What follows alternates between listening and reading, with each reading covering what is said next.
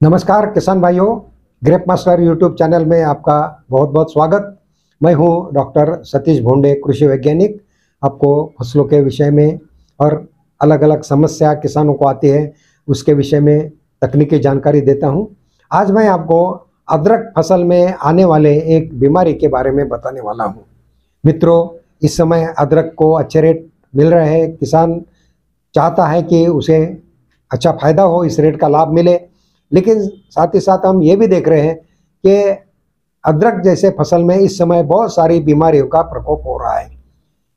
अब ये बीमारी अदरक पर आती है, ये किस कारण से आती है, तो इसकी जब जानकारी लेने की कोशिश की, जिस क्षेत्र में अदरक की पैदावार लोग ले रहे हैं, फसल लगी है, और इन फसल में देख रहे हैं कि कुछ हमारे पत्तों के ऊपर ऐसे लक्षण दिखाई पड़ रहे हैं जिसमें उसकी जो पत्ते की जो वेन है, सेंट्रल वेन जिसको कहते हैं बीच की, वो तो हरी है, लेकिन बाद का जो अन्य पार्ट जो है पत्ते का, वो ऐसा लग रहा है कि जैसे इसको जलाया गया है, जले जैसा, और धीरे धीरे ये पत्ते सूख रहे हैं।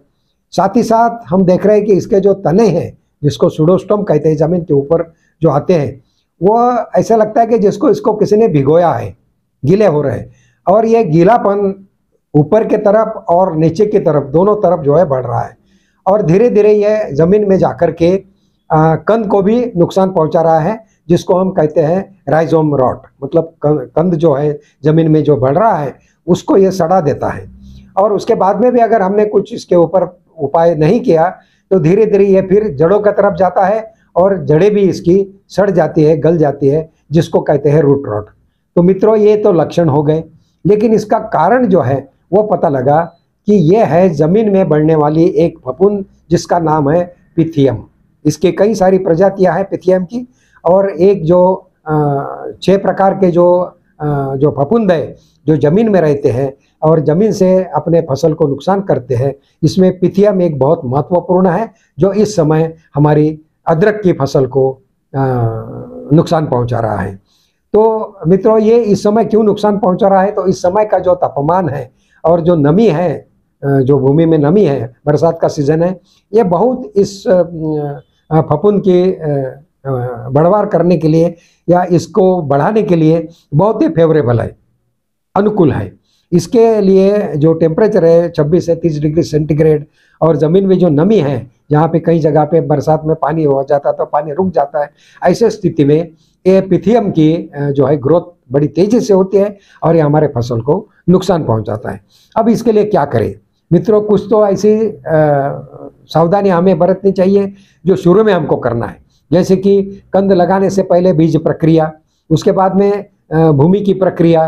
तो बीज प्रक्रिया हम करते हैं, इसके लिए हम एनकोजेब या अन्य किसी मेटेलेक्सिल है या और जो अन्य कोई फफूंदनाशी है, इसका हम प्रयोग कर सकते हैं।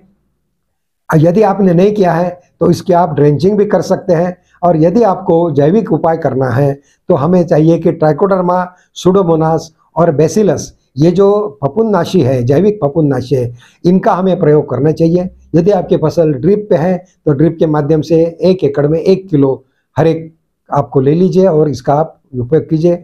यदि आपकी फसल ड्रिप पे नहीं है तो इसी प्रोपोर्शन में इसका ड्रेंचिंग आप कीजिए, जिससे ये जो फफूंद अपने पौधे के जड़ों के बीच में जमी हुई है और अपना काम कर रही है, उसको हम दबा सके, उसको हम ख़त्म कर सके। साथ ही साथ जब हम फसल लगाते हैं तो भविष्य में आप ध्यान रखिए कि माइकोराइजा ये कवक है, बायो फर्टिलाइज़र है, इसका भी आपको प्रयोग करना चाहिए ग्रैनुलर 1 एकड़ में 4 से 5 किलो। इससे आपके पौधों को एक संरक्षण मिलता है।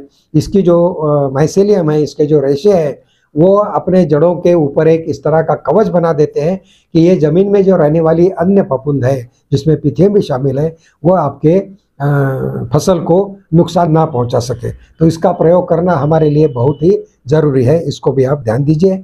साथ ही साथ हमें ये भी देखना है कि हमारे ज़मीन में ऑर्गेनिक कार्बन की कमी तो नहीं है। यदि ऑर्गेनिक कार्बन की कमी है तो पौधों में जो नेचुरल इम्यूनिटी आती है या इसको रोग कारक को रोकने की जो प्राकृतिक क्षमता होती है, इसमें कमी आती है। इसलिए हमारे ज़मीन में हमको सेंद्रिय खाद का प्रयोग भी करना चाहिए। बहुत सारे अच्छे सेंद्रिय खाद अभी उपलब्ध है जिसका आप प्रयोग कर सकते हैं। इसके साथ में इसको बल देने के लिए, इसको थोड़ा सपोर्ट करने के लिए हमको ज़रूरत होती है कैल्शियम की। तो जिसमें कैल्शियम है, ऐसे कैल्शियम वाले जो न्यूट्रिएंट्स हैं, इनका आप प्रयोग कीजिए पानी के माध्यम से या फव्वारे के माध्यम से।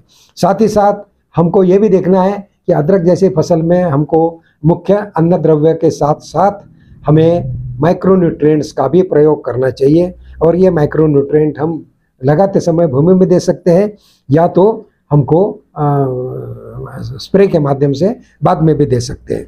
कई बार ऐसा भी होता है कि जब हमारा पीएच सामू जो होता है भूमि का, वो अगर बढ़ गया है तो तब हमारे कई सारे अन्न द्रव्य जो है हम जमीन में देते खाद, वो फसल ले नहीं सकती। इसलिए हमें देखना है कि वह पीएच भी कम वहाँ का कैसे आए।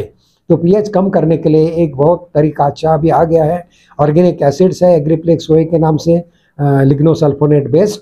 और इसका प्रति एकड़ 1 या 2 लीटर का प्रयोग करेंगे तो आपके जड़ों के जो एरिया होता है, जिसको हम राइजोस्फीयर कहते हैं, वहाँ का पीएच थोड़ा कम होने में मदद होती है। और ये पीएच कम होने से जो खाद आपने दिया है वह पौधों को मिल जाता है। पौधों को देंगे, पौधों को खाद अन्न द्रव्य मिलेंगे तो पौधों में एक ताकत आएगी और इस फफूंद का वो अपने प्राकृतिक रूप से भी बंदोबस्त कर सकता है।